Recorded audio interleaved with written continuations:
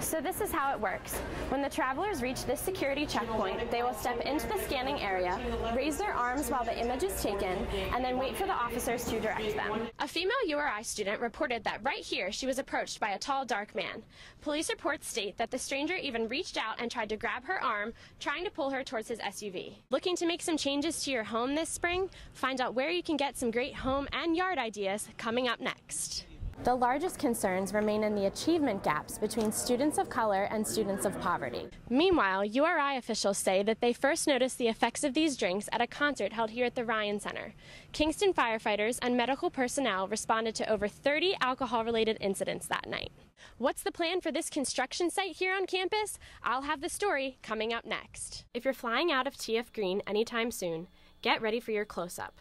This is what an image looks like from the advanced imaging technology that's being introduced in Warwick today. Look at metallic as well as non-metallic items, and this is something that is a breakthrough for us here at TF Green Airport.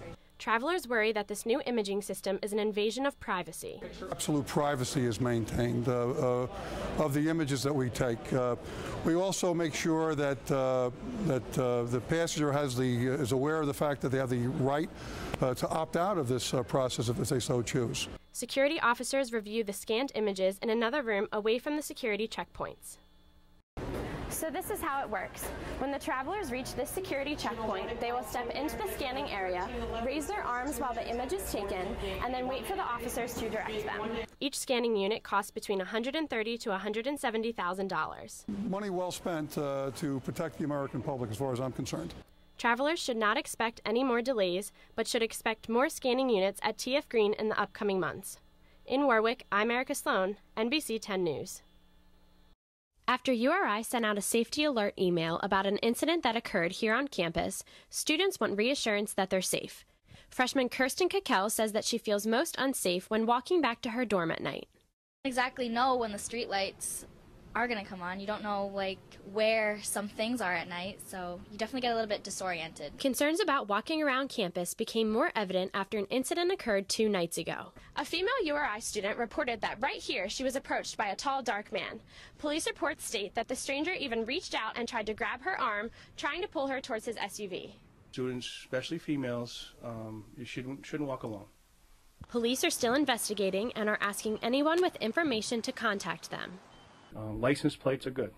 Facial features, what they're wearing, it's always a lot of help for us. However, police say that they do not believe this particular incident reflects a continual threat here on campus. They remind students to walk with friends and to call for a campus ride if they're uncomfortable walking anywhere at any time. In Kingston, I'm Erika Sloan, URI TV News. Welcome to Globe Park School. Please stand for the Pledge of Allegiance. Public school and government officials met today to discuss the 2010 New England Common Assessment Program results. Education Commissioner Deborah Gist said that they were most pleased with the high school proficiency level improvements. Tollgate High School in Warwick is up 20 percentage points in reading and 15 percentage points in mathematics. Across the state, reading proficiency levels are at 76%, up 3 points from last year. Math is at 33%, up 6 points, and the high school graduation rate has increased to 76%. While high school scores increased, some parents expressed concern about the lack of improvement in results from grades 3 through 8. Sharon Charpentier, who's the parent of 3 Woonsocket students, is worried that budget cutbacks such as half-day kindergarten will affect younger students' education.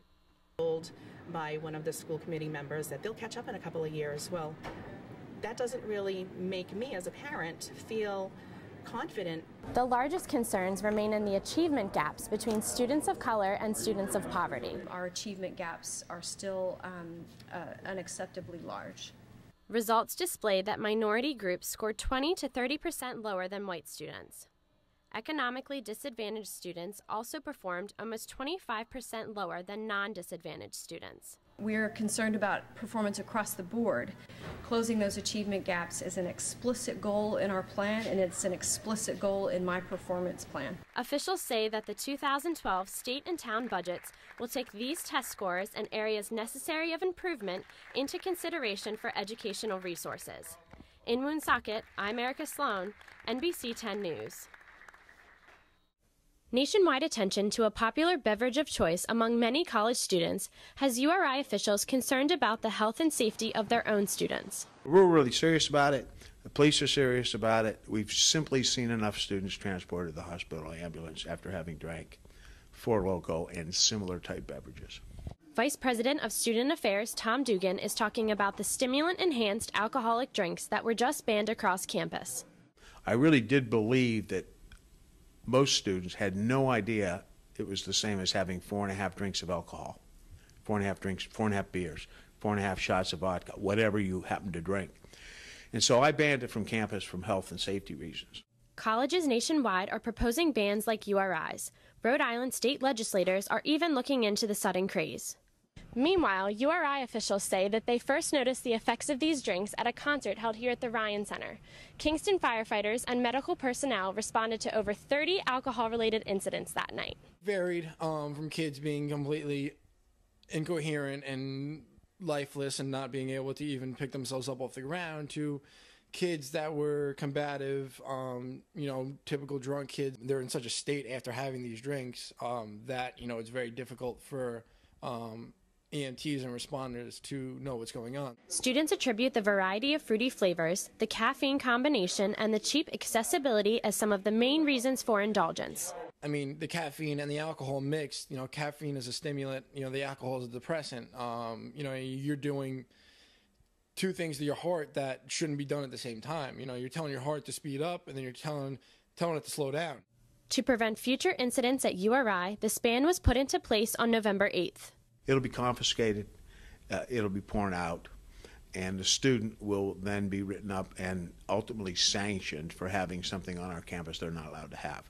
While a campus-wide ban cannot restrain off-campus consumption just yet, officials hope that it helps students think twice before drinking Four Loko. In Kingston, I'm Erika Sloan, URI TV News.